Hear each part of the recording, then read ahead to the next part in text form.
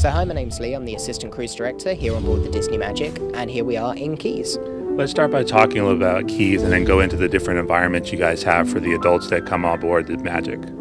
Okay, so here in Keys, as you can tell, we've got a live pianist right now, but we also offer other live music for all of our adults. This venue is exclusively for the adults throughout their entire cruise. When it comes to the advances in technology, can you talk a little about how you guys have integrated that into these different experiences that people have in the evening? Absolutely. I mean, in many of our venues, the technological advances that we have made since our reimagined Disney Magic, we've got a lot more light and sound system, which really immerses the audience into the environment surrounding it. So, for example, in Fathoms, the lights will change for each of our theme nights, as well as our events and products that we offer our guests. Can you walk us through the experiences and how you guys separate what the adults have to do versus what the kids have to do?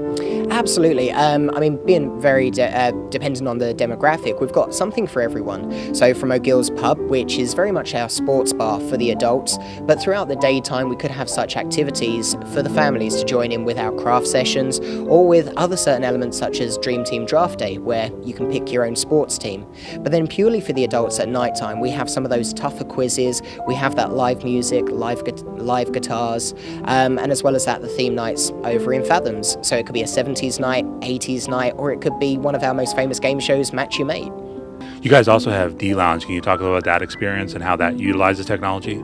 Absolutely. Now, this D-Lounge is one of our family venues. It's to bridge that gap between the youth activity spaces and the adult-only spaces. So fun for the whole family. With the technological advances there, we have great game shows such as Mickey Mania, the game show that's Insania, very much a trivia-based quiz game show style, as well as a What Happens Next selection, where you will see the start of one of the classic films from Walt Disney clips, and then that will pause at a pivotal moment to guess what happens next.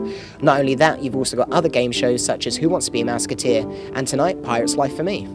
You just mentioned the theater. Can you talk a little about the fact that you guys actually can watch 3D movies and have upstairs another edition of movies to play? Absolutely, we've got something for everyone. So in the Buena Vista Theatre, we've got our 2D movies, 3D movies, as well as open capturing, and most recently some of our new premiered films such as Frozen and Saving Mr. Banks. We can also at times use the Walt Disney Theatre for these experiences as well. And then upstairs on the deck, people can watch things like the Avengers outside. Absolutely, and that's actually taking place tonight. We do show some movies, some of our favourite movies, up on Deck 9 on the funnel vision. So it's a big screen that is actually on the ship's funnel. I also saw on the itinerary that you guys integrate Xbox into the experience. Can you talk a little about what role video games play for people to have fun? Well, of course, we try to offer something for everyone and give those home comforts that you may expect whilst you're just having a weekend off.